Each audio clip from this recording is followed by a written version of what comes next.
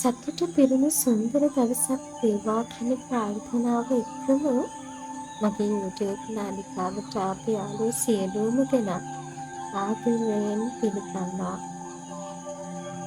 ඉරේනේ වැටෙන්නටත් කලින් නැගිටලා දැඩිපිටින්ම උනත් පය හොදගෙන මේ සූදානම් වෙන්නේ මගේ හීන පුතෙන් පිටුවක් පෙරලන්න. ඒක මොකක්ද කියලා කියන්න කලින් අපි මේ සුන්දරත්වය ටිකක් අත්විඳින්න.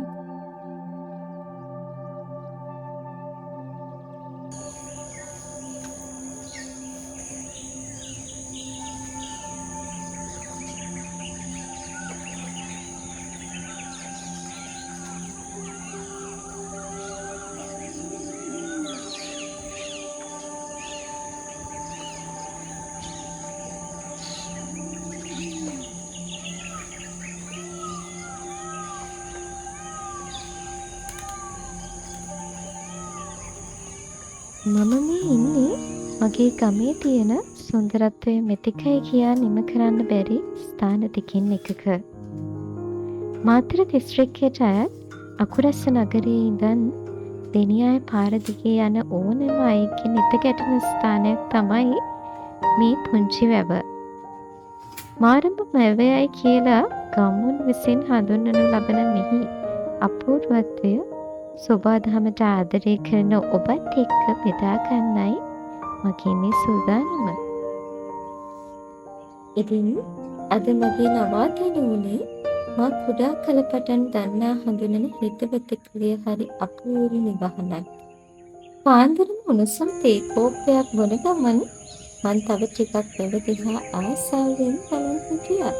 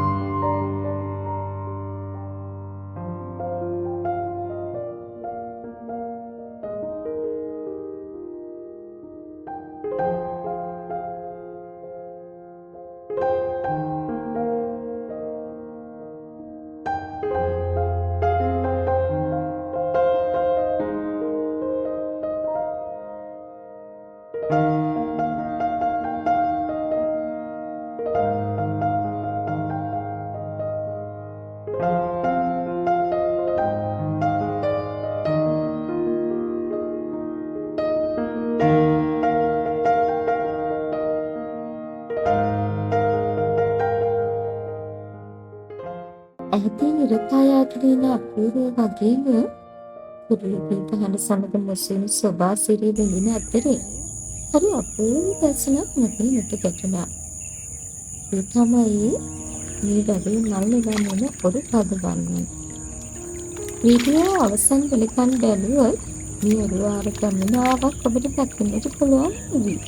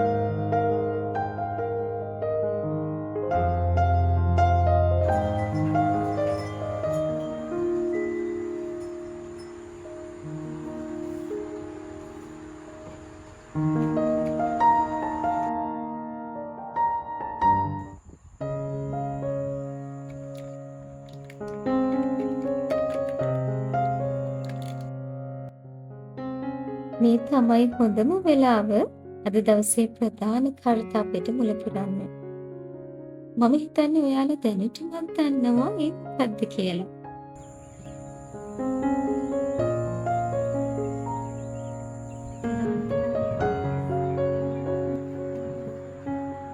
මම මේ සූදානම් වෙන්නේ එළිමහනේ ඉඳන් චිත්‍රයක් අඳින්න. පාරිසරික දර්ශන නැතිනම් ලෑන්ඩ්ස්කේප් පේන්ටින්ග්ස් අඳින්න මුංචි කාලේ ඉඳලම තිබුණ ආසාව අද හැබෑවක් වෙන්නයි යන්නේ.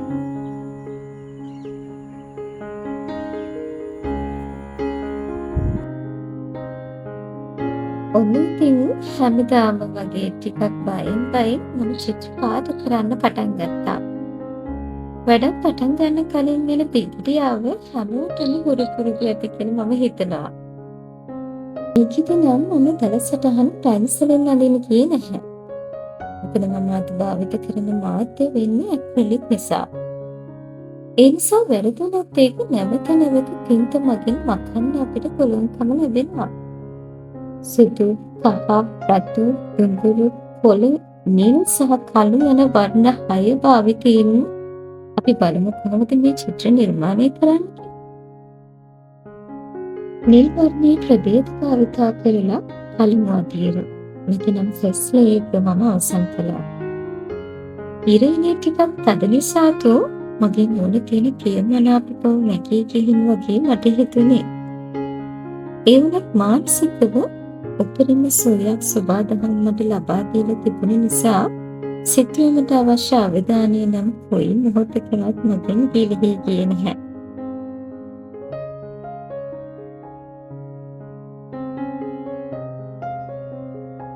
ඉතින් පුංචි විවේකයකින් පස්සේ මගේ අවධානය යොමු වුණේ චිත්‍රයේ පස්වෙනි කොටසට. මූලික රේඛාකරණයකින් දරසටහන පින්සලෙන් ඇඳට පස්සේ හිමින් සීරුවේ සියුම් දර්ශන මතු කරන්න මම හරි ආසයි. ඉතින් අපි බලමු කොහොමද මම ඒ අභියෝගයේ ජයගත්තේ කියලා.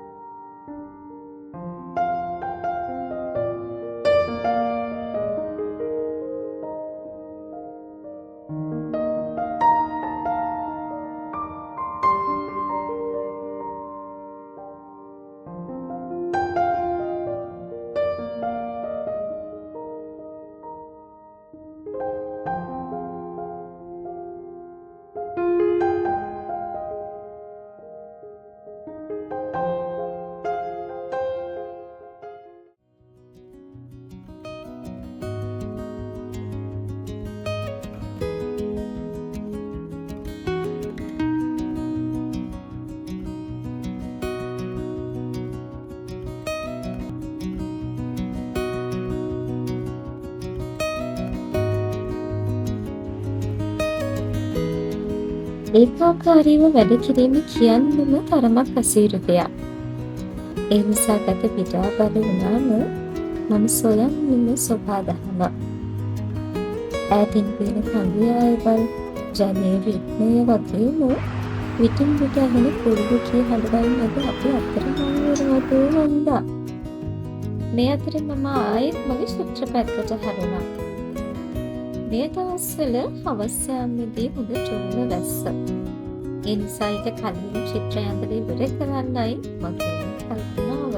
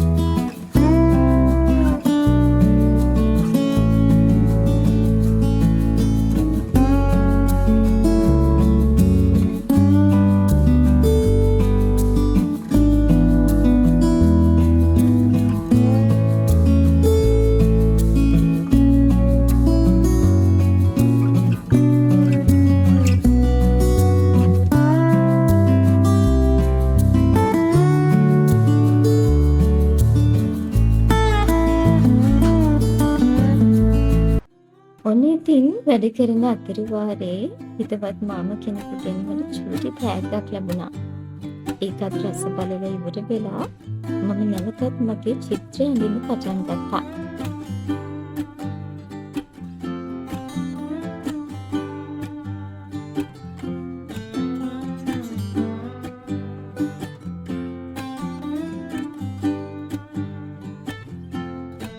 වැව අතර බලසාරට යොවන කටුපඳුරක් සිරි සිරි සද්දෙන් වැළෙනවා. ඒකේ කොටසක් අඳින්නයි මේ සූදානම්. පොළ පහේ ප්‍රභේද ත්‍රිත්වයක් විතර අරගෙන අඳුරේ සිට ආලෝකයේ මතු කිරීමට මම උත්සාහ කළා. ඒ වගේම ඔයාලටත් පැට් බ්‍රෂ්, ඒ කියන්නේ පැතලි පින්සල් නැත්නම් පොඩි හිණ පින්සල් මේ වගේ වෙනස් විදිහේ ගත්කල පොළ වර්ග අඳින්න භාවිත කරන්න පුළුවන්.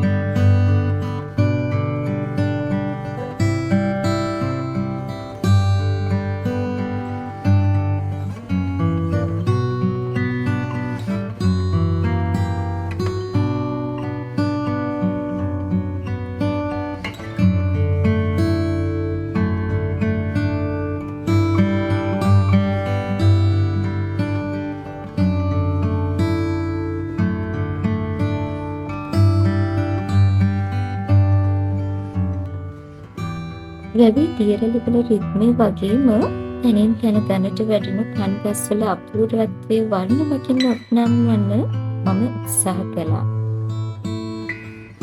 ස්වාභාවිකවාදී චිත්‍ර ශෛලියට දක්වන දැඩි රුචිකත්වය නිසා වෙන්න ඉතා සියුම් අංග මතු කර පෙන්වන්න මේ වගේම මම පුංචි කාලෙදිත් ආසයි.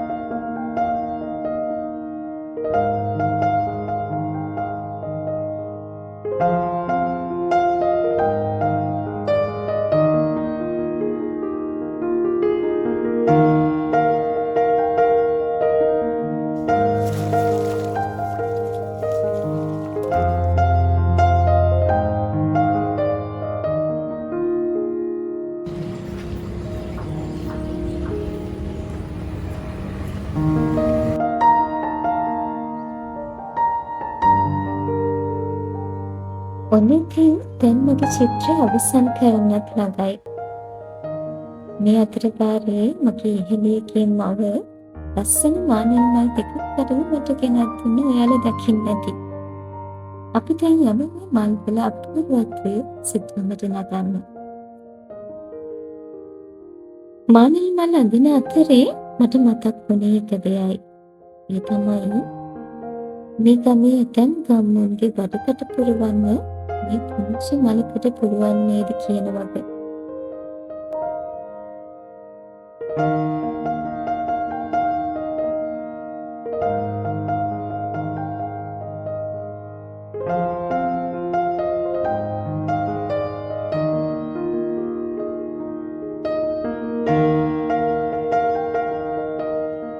ඔන්න ඉතින් මම කලින් කියවා වගේම එකපාරටම වහන්න පටන් ගත්තා.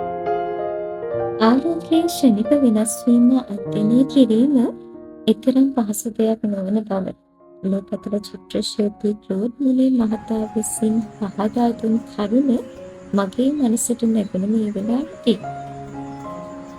ඉතින් මාරඹ වැවේ සුන්දරත්වයට සාධාරණයක් ඉටු කරන්න මම උපරිමයෙන් උත්සාහ ගත්තා කියලා විශ්වාස කරනවා. පුංචි කාලේ ඉඳන් සුබා දහමට ඇලෙන් කරපු මම එළිමහනේ දැන් චිත්‍රයක් අඳින්න පිරුම් පුරාණ හිටි බව මට තාමත් මතකයි. ඉතින් අද මේ සැබෑ වුණා නේද කියලා දැනෙද්දි හරිම සතුටුයි. ඒ සතුට නිසාම දෝ එළිමහනේ ඇඳපු පළමු චිත්‍රය මම මේ චිත්‍රය මගේ ඉහළියගේ මවට දෙන්න තීරණය කළේ. ඉතින් ආයෙත් දවසක මනසට සුවයක් ගෙනෙන සොඳුරු සෞන්දර්යාත්මක අත්දැකීමක් රැගෙන නැවත අපි හමුවෙමු. එතකන් සතුටින් ආදරයෙන් නිරෝගී වෙන්න.